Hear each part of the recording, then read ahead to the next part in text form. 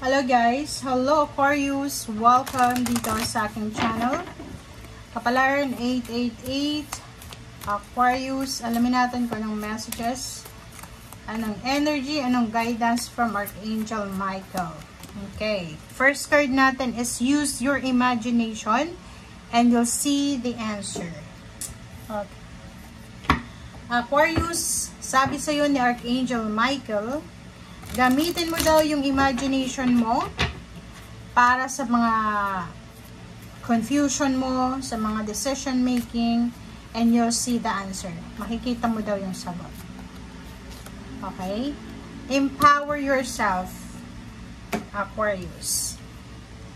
Okay. So, yung energy nito ay nagsasabi na tune in to your personal power. 29, 9, 10, 11 is manifestation. Dito sinasabi na you are more than able to handle the situation facing you. Okay? So, pwede mong maayos, ma-handle yung situation na kinakaharap mo. Hayaan mo ang sarili mo na maging strong, maging maganda, and capable sa lahat. So, dito sinasabi ng barahan na kailangan mo ng confidence. Okay? Be confident.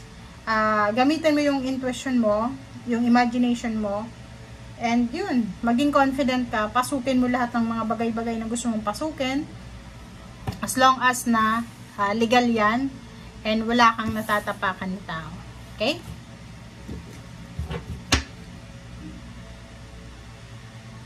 Okay.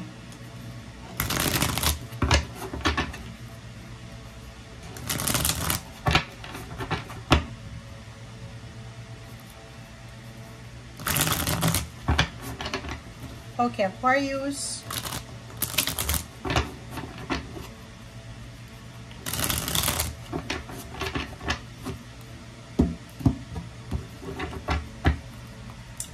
Aquarius, first card natin is Ten of Pentacles. Second is the Moon. And third card is King of Swords. Oh, sorry. Six of Wands. Okay guys, tingnan mo to. Kumapa tayo ng isa.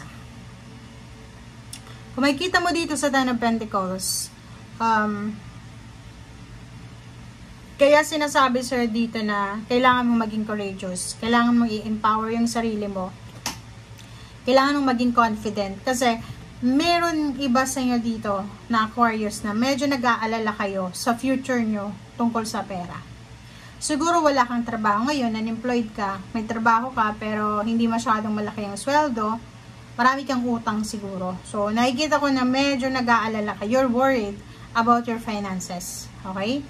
Pero dito sinasabi ng baraha mo na, if lalakasan mo lang ang loob mo, gagamitin mo yung imagination mo, i-empower mo yung sarili mo, makukuha at makuha mo yung victory and success.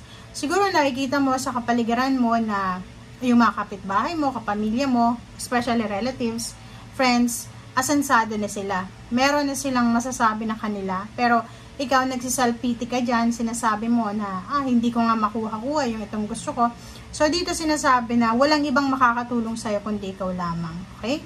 Be courageous, be strong, empower yourself, believe in yourself, have faith sa sarili mo, have faith sa Panginoon. Dahil dito sinasabi, kung talagang gugustuhin mo, King of Swords yan kung talagang gugustuhin mo yung tagumpay, makukuha mo yan. Kung tatrabahuin mo talaga siya, makukuha mo yan. Yung recognition, rewards, awards, nakadepende yan sa atin kung gaano tayo kasipag, kung gaano tayo ka-decided or ka-determinado. Yung awards, ganun din, diba? Pag job well done, may awards tayong matatanggap. Yung salary increase, ganun din. Okay, so 3 of Cups and 2 of Cups, so 5 Cups. So nakikita ko sa'yo dito, meron dito sa yung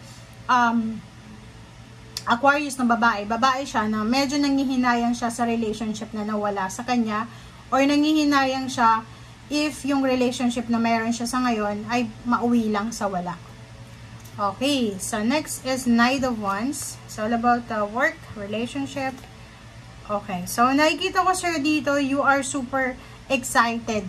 You're excited and maganda to kasi confidence din to. Pero yung confidence na hinahanap dito sa is confidence about earning money, job, parang ganun. Hindi relationship. So dito sinasabi sa'yo na in terms of emotion, excited ka. In terms of emotion, wala kang pinoproblema. Sa pera lang talaga, diba? So, nakikita ko sa'yo dito, may mga possible na ikakasal. Pwedeng, yung iba nag-aalala kung saan sila kukuha ng perang pampakasal, pampatayo ng bahay, pag nanganak sila or nanganak yung asawa nila, parang ganun. So, nakikita ko sa'yo dito na kailangan mo talagang maging courageous. Kung talagang gusto mong magkaroon ng masayang pamilya, trabahuin mo siya. Kung gusto mong magkaroon ng masayang mga pagsasama, trabahuin mo siya. Gusto mo ng maraming pera, trabahuin mo rin siya. Parang ganun yung sinasabi sa'yo. Okay, so the world card, travel, relocation, ano yan, international, local, meron kang ma-accomplish, and siguro merong mga nasira sa buhay mo, nasirang relasyon, nasirang tiwala, nasirang trabaho, nasirang business, lahat ng nasira sa'yo ay posibleng matatapos na to. So, parang it's a restoration of kung ano yung na-broke talaga, nasira sa buhay mo. Okay?